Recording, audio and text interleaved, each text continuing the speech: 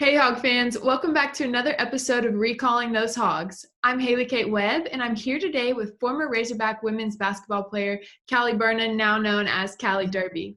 During her time as a Razorback, Calli became only the second player in program history to record 600-plus points, 500-plus rebounds, and 500-plus assists. Calli, thanks for joining me. Yeah, of course. I'm happy to be here. So, as a Fayetteville native, was there any question that you wanted to play at Arkansas growing up?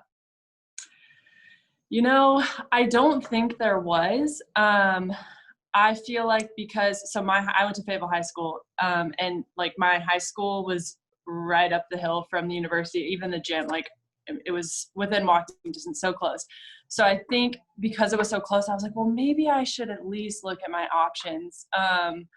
Even though like I think I knew in my heart of hearts like that's where I wanted to be. So I think I did the thing where you're like, oh, let's see. And I really did like Iowa State a lot. That was my second option. I visited a couple times.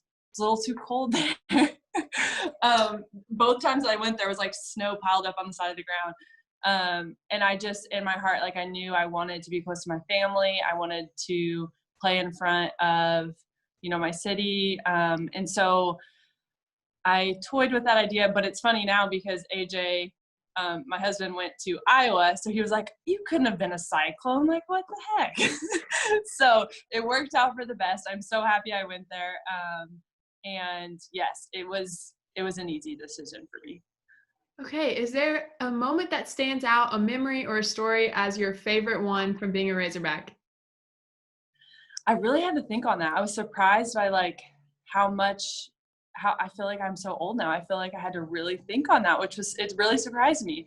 But one of my favorite basketball related memories was my sophomore year, I believe, when we went to Tennessee and we beat Tennessee on their home court, which is something, I mean, every little girl grows up, like wants to grow up and beat Tennessee. Like that's who you grow up watching.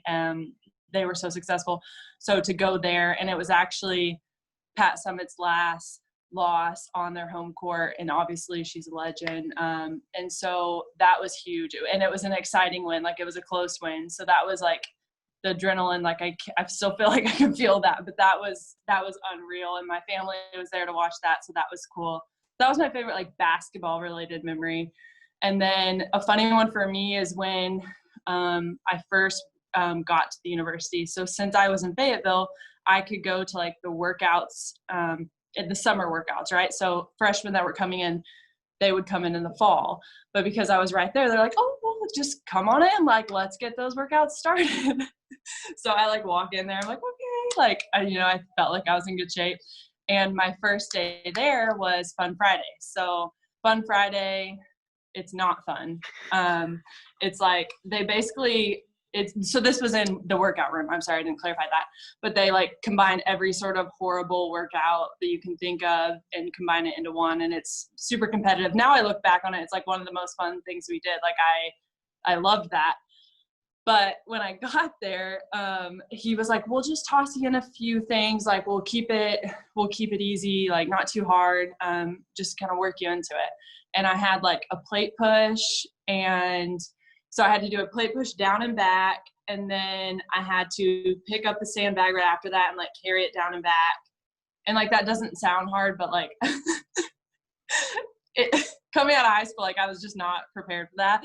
And I pushed the plate down, I pushed it back, and like I went to get the sandbag and I tried to run with it because I didn't do well on the plate push. I was like, I've got to make up for it. So I went to carry the sandbag, and I started to try and run, and like my legs just like wobbled, and they were like so shaky. And Todd, our trainer, was like, no, slow down. And everybody was like laughing at me, not in a bad way, but they were like, oh, this freshman thinks that she's going to run the sandbag.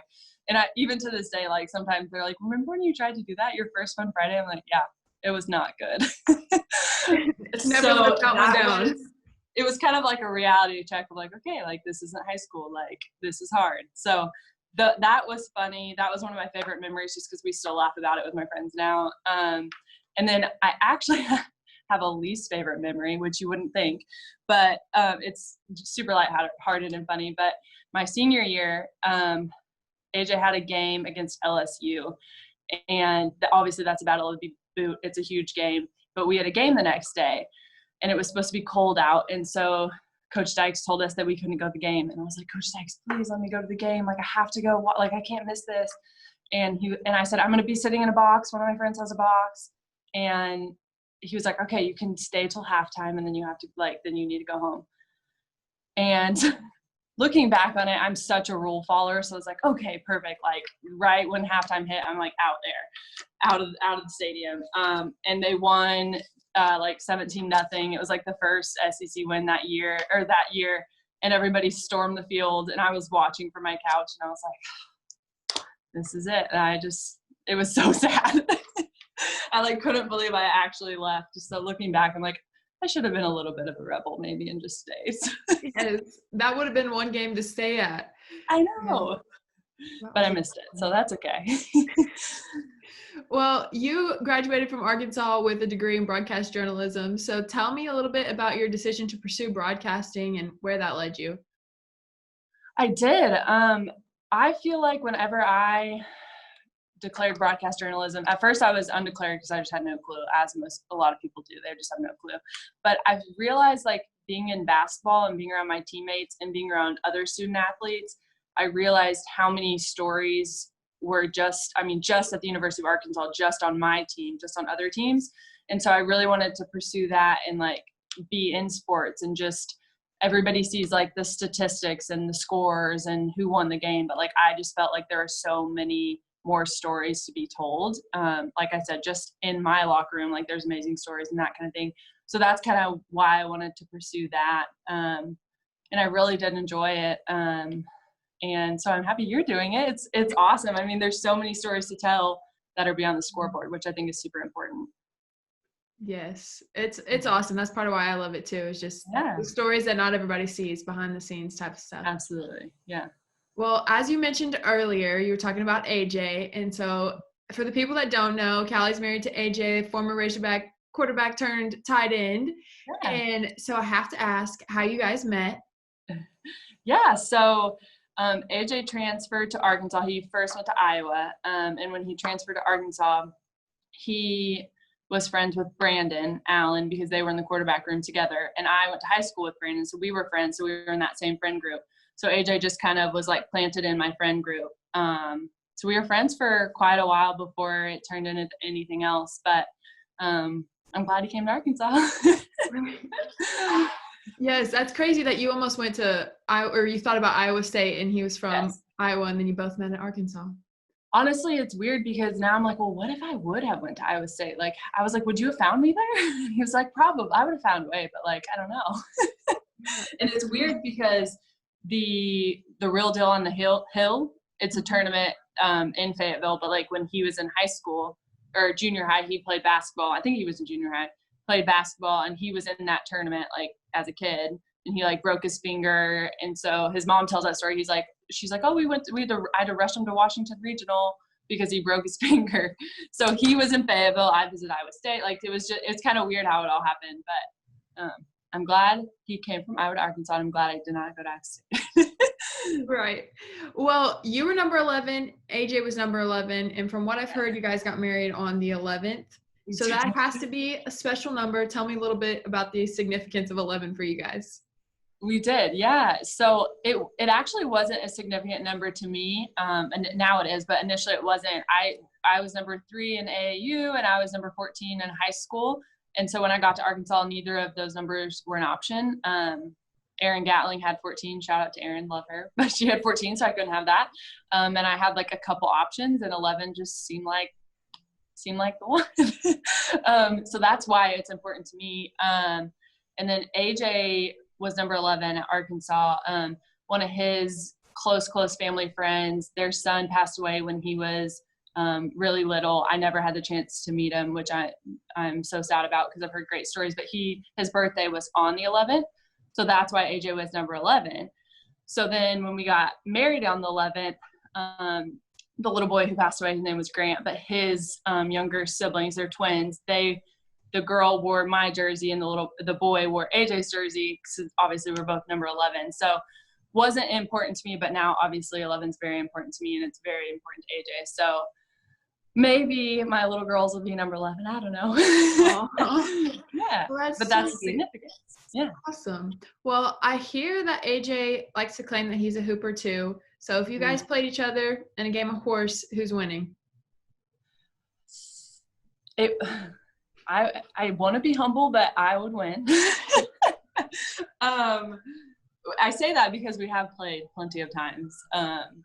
He would beat me in one-on-one, obviously, because he could, like, physically outman me. But shooting-wise, I can take him down. We actually have a little Tykes, like, basketball goal in our, like, player area right outside of our kitchen, and I still beat him in that. So it'll be like midday. The girls are eating lunch, and he's like, "All right, pick, let's go." So we're still competitive about it. Still playing. We're still playing. Well, before I let you go, what are you guys up to now, and what are your plans for the future? Yeah, so we are in Florida. It's actually been raining here in a little bit, like kind of chilly today. That's why I broke out my long sleeve hog for you. So we're in Jupiter, Florida right now. We have 2 beautiful little girls. Our oldest is 2.5. Her name's Charlie. And our youngest just turned 1 in May. Her name's Chase. And they keep us very, very busy, especially in quarantine. We're like, how do we entertain them? Like, we're so lucky that we live in Florida so that we can get outside and, like, be outside as much as we can. So that's what we're doing. We're just trying to entertain them. And I recently, so I've been a stay-at-home mom for 2.5 years now, since Charlie was born. And before that, we've been traveling all over. We lived in New England, then Denver, then Miami, now here. So it's been a lot of moving for us. And so I actually recently jumped into a business with Arbonne, which is like a health and wellness company. And I started using them after Chase. They're like nutrition, makeup, skincare, all like vegan, super clean products. And I started using them after Chase. I was just like exhausted and like not myself, didn't have energy. And I like fell in love with them. So it's super out of my comfort zone, but it's kind of given me like, I guess, more competitive like goals outside of being a mom, like a way to impact other people and help them on like their health and wellness. So that's what I'm doing. I mean, it's super new and I never really thought I would like jump into network marketing, but I've loved it so far. And AJ's like, do it, just crush it. Like so he's been super supportive and it's been fun. And I've connected with old teammates and old coaches through that because they're like, yeah, let me try it. Let's do it. So that's been fun. So that's what we're doing. Just trying to stay entertained and hoping this quarantine ends soon. Yes, definitely. Well, that's awesome. That's really all I have for you today. Thank you again for joining me. Yeah. It's been great. That's really it. I'm Haley Kate Webb with Calli Derby, and this has been Recalling Those Hogs.